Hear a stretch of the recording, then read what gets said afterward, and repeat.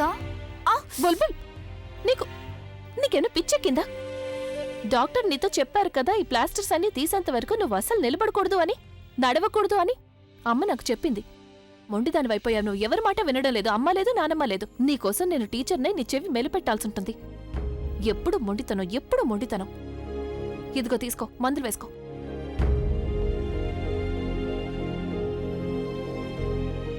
ఏమైందక్క? ఇవాళ నువ్వు కాస్త వేరుగా కనిపిస్తున్నావు. ఏం జరిగింది? బుల్బుల్ ఈ రకంగా ఏం పర్లేదు. అక్క నువ్విక్కడ కూర్చో. ఏమైంది? నువ్వు నా దగ్గర ఏదో దాస్తున్నావు. బావగారితో ఏమైనా గొడవైందా?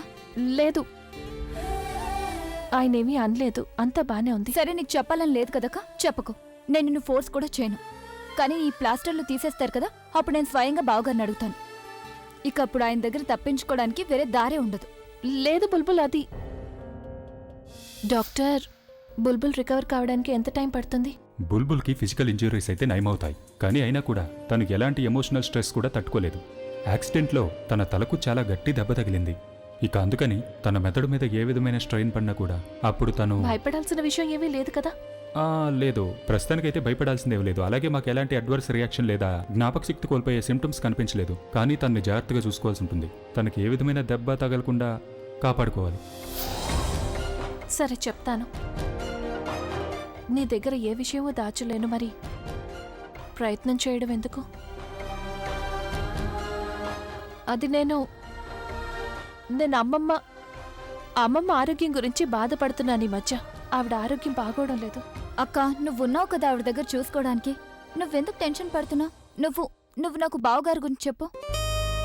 సరే, అది ఆయన ముఖ్యమైన పని మీద బయటికి వెళ్లారు. ఏదో పని మీద బయటికి వెళ్లారంటే అర్థం ఇంపార్టెంట్ అయి ఉంటుంది, అవునా? అవును, అది ఇంపార్టెంట్. ఫోన్ కూడా రిసీవ్ చేసుకోలేరు. ఓహో అక్క, ఫోన్ రిసీవ్ చేసుకోవాల్సిన అవసరం ఏంటి? నువ్వెదురుగా మాట్లాడగలిగినప్పుడు. అంటే అంటే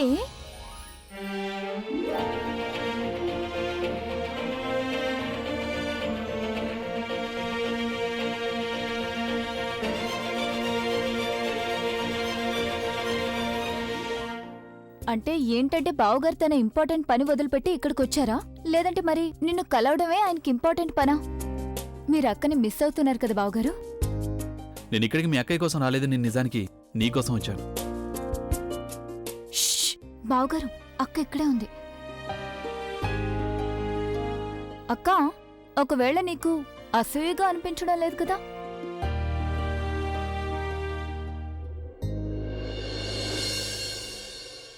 అయినా నువ్వు ఇలా కూర్చొని ఏం చేస్తున్నావు? వీధిలో పిల్లలందరూ నీకోసం ఎదురు చూస్తున్నారు. హాకీ మ్యాచ్ కూడా ఆడాలి కదా, కమాన్. ఓహో బావగారు, హాకీ వదిలేయండి. కానీ అక్కతో పాటు టేబుల్ కింద ఫుట్బాల్ ఆడటం ఎలా ఉంటుంది? అమ్మా, అలాంటి వాళ్ళది నిజమైన ప్రేమ కాదు, అది వ్యామోహం. ఎగ్జాక్ట్లీ చిన్నత్త. నిజంగా ప్రేమించుకున్న వాళ్ళు అలా చేయరు. ఎంత మనసు విరిగిపోతే కన్న కూతుర్ని పట్టుకొని మా దృష్టిలో చచ్చిపోయా ఉంటుందా తల్లి? అది సరే అమ్మా, తన కూతురుతో తన మాట అనేటప్పుడు ఆమె మాటల్లో వ్యథ, కళ్ళల్లో బాధ గమనించావమ్మా? పెద్దబాబుకు బర్త్డే విషెస్ చెప్పు కూడా వెళ్ళాం కదా. ఊరికే ఎలా కాలిపోతుంది? మంట పెడితేనో పడితేనో తగలబడుతుంది.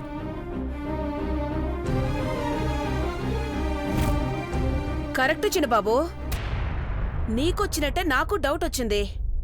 పార్వతే షర్టును తగలబెట్టిందనుకుంటా.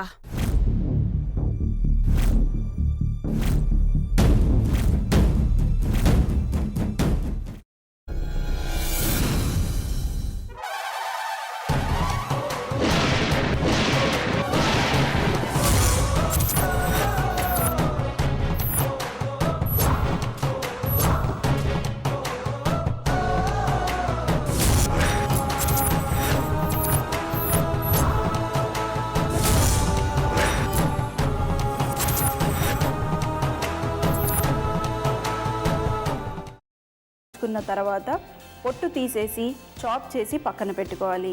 ఒక ప్యాన్లో కొద్దిగా నూనె వేడి చేసి అందులో ఆవాలు, మినప్పప్పు, శనగపప్పు, కరివేపాకు, సన్నగా తరిగి పెట్టుకున్న ఉల్లిపాయలు వేసుకుని 1 నిమిషం పాటు వేయించుకోవాలి. ఆ తర్వాత కాల్చి కట్ చేసి పెట్టుకున్న వంకాయని కూడా అందులో వేసుకుని బాగా మిక్స్ చేసి బౌల్లోకి ట్రాన్స్ఫర్ చేసుకుని అందులో తగినంత చిక్కటి పెరుగు లేదా పల్చటి పెరుగు వేసుకుని మిక్స్ చేసి అన్నంతో కానివ్వండి, చపాతీతో కానివ్వండి సర్వ్ చేసినా చాలా బాగుంటుంది.